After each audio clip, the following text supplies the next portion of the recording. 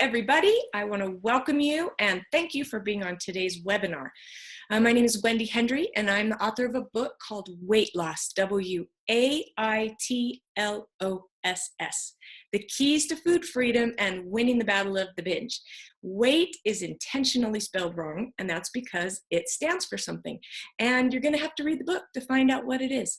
I was a binge eater for about 30 plus years, and I've been able to completely stop binging. Not only that, but the cravings don't even really come anymore. I don't white knuckle it. I don't diet, and it's been awesome. It's like freedom.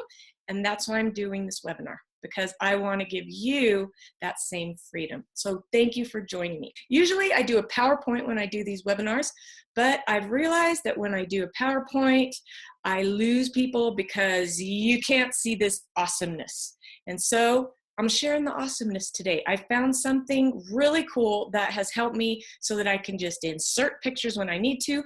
This cool thing is called technology, and I'm learning it. One other thing to remember while we talk about this stuff is that my husband and I have raised 8 children. So when we get talking about the child brain, you're going to know I've had a little bit of experience. So today's webinar is called Tame the Beast, and we're going to learn how to get our cravings and our urges under control, and we're going to learn to do it without the white knuckle sobriety. Thank you to one of my clients for giving me that awesome phrase, white knuckle sobriety. None of it. We don't want it. We hate it. We don't like dieting.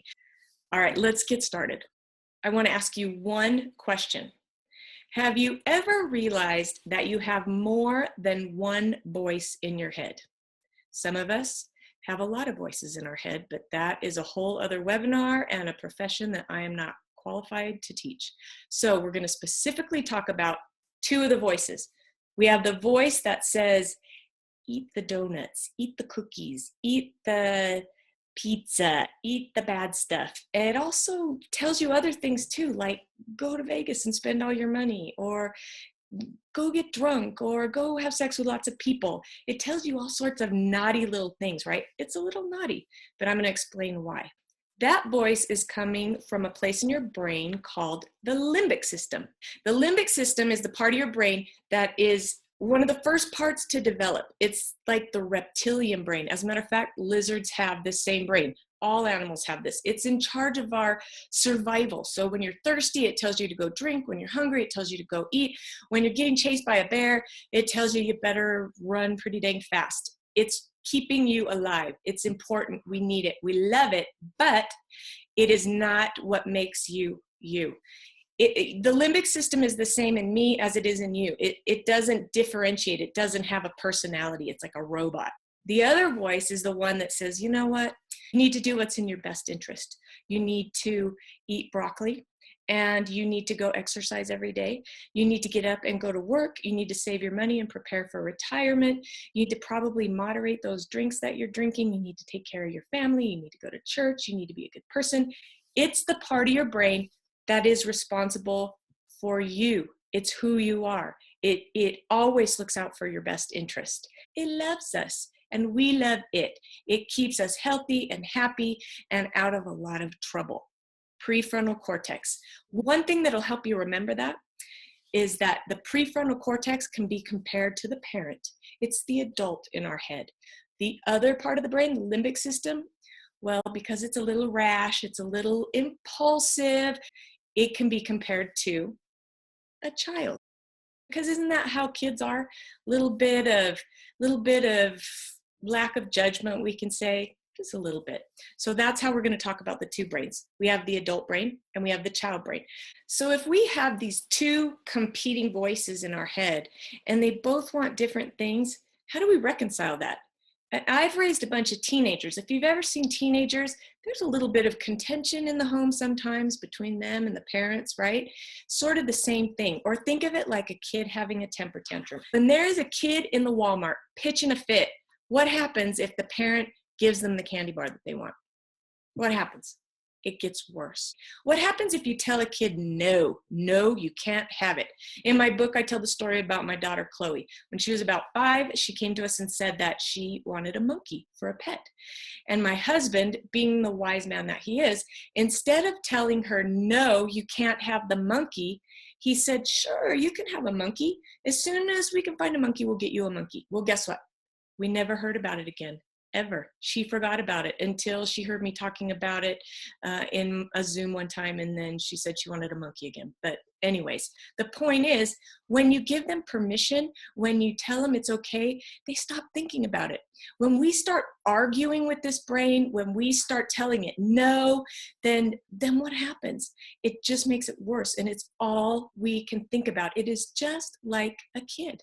So it's important when you're talking to this limbic system, if you can remember to treat it like a child, instead of beating the crap out of it, you're going to be in a lot better shape. So instead, when you eat an extra donut or 2 or 10 or 17, you want to tell yourself, you know what? That was pretty normal of you, self. You don't want to say, oh my gosh, you suck. You are the worst. You're never going to be able to stop eating donuts. You don't want to do that because it just makes the cycle worse. And it also drains energy from the prefrontal cortex, and it makes it harder for that prefrontal cortex to help you out. And so you want to tell yourself, well, that was normal, self. As a matter of fact, you can fake it. If you think about it really like a child is going to believe anything you say. They're so innocent and so naive and so cute, right? You tell them the moon is made of cheese and they're going to believe you. Our limbic system is the same way. If you can use this adult brain, the prefrontal cortex, to tell your little child brain that you're amazing, that you're awesome, even if you don't believe it at first, guess what? Eventually, you're going to believe it, and it's going to come natural because it's just habit. You've created habit loops. When we're telling ourselves we suck, it's a habit loop. It's just something that comes automatic. We can create new habit loops anytime. As a matter of fact, that's what we're talking about today. This is all about creating new habit loops. Addiction is just a habit. I've taken a lot of crap from people for saying that, but it's the truth.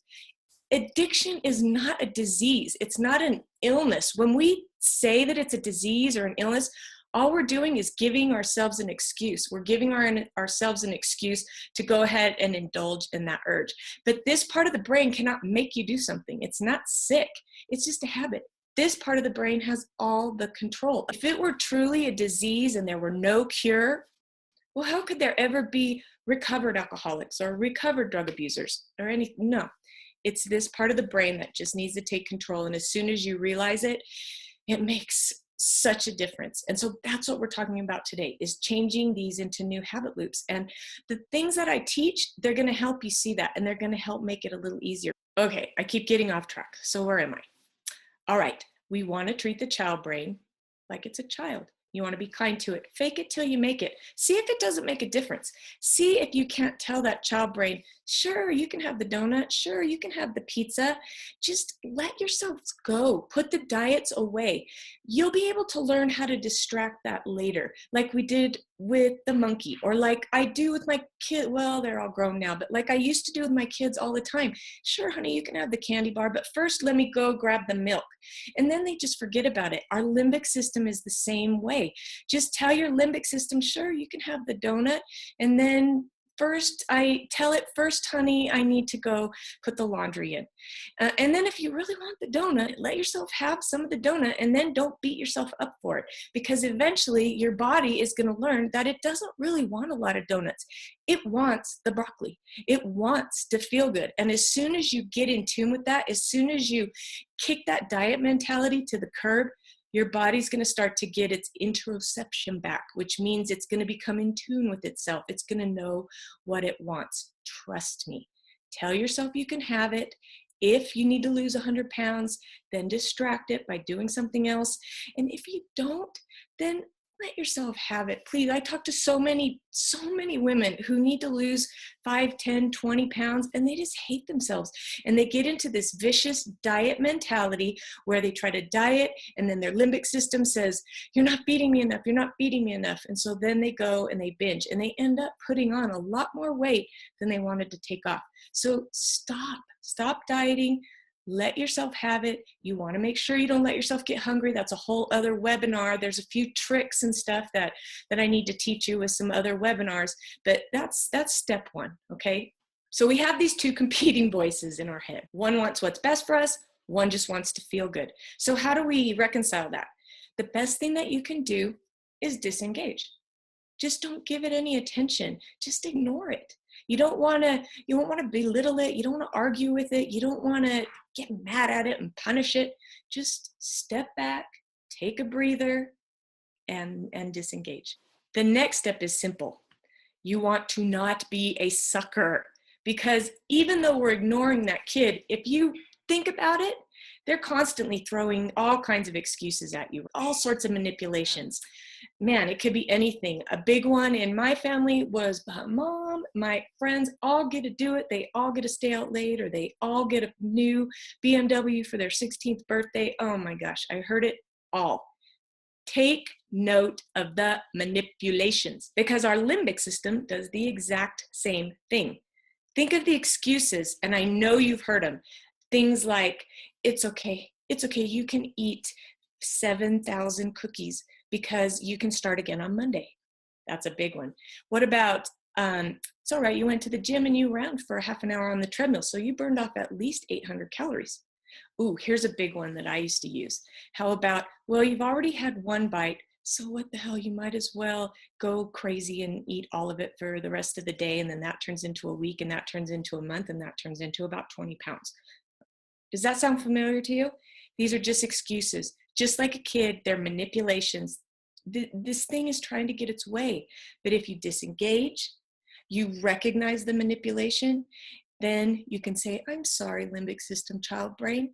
I'm not going to give in to you today, but I love you and you're awesome. All right, now there's just one more part, one more piece of the puzzle. When you have disengaged, you've recognized the excuse, then you want to get to the root of the problem. So what do I mean by getting to the root of the problem?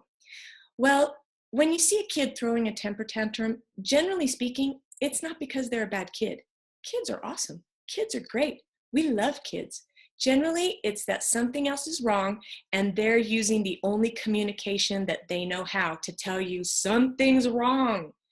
And sometimes it's that the kid is tired. Sometimes the kid is overstimulated. Sometimes there's a lot of stress. Sometimes the kid is just hungry. Now, if the kid is hungry, all you need to do is feed the kid. And it's the same thing with us. Our child brain, it throws out things at us too. When we're tired, when we're sick, when we're overstimulated, it's just communicating in the only way it knows how. It's throwing out cravings. It's throwing out urges. And guess what? They're telling you something. So the best thing that you can do when those urges and those cravings come is what? Disengage, recognize the manipulation, and then get to the root of the problem. I'm telling you, these things work. So there's one more piece of the puzzle that I need to tell you.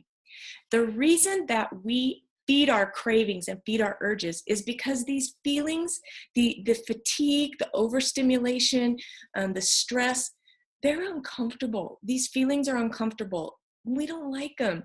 And so we think that when we eat, we can stuff down those uncomfortable feelings, and they do kind of get smushed down, right? That's how come we don't know what they really are. But if you will just stop, sit with the uncomfortableness, let yourself feel uncomfortable, guess what? It's gonna go away. I have this one client, he's amazing. He's like my favorite person. And he's also one of the worst bingers that I've ever had to work with.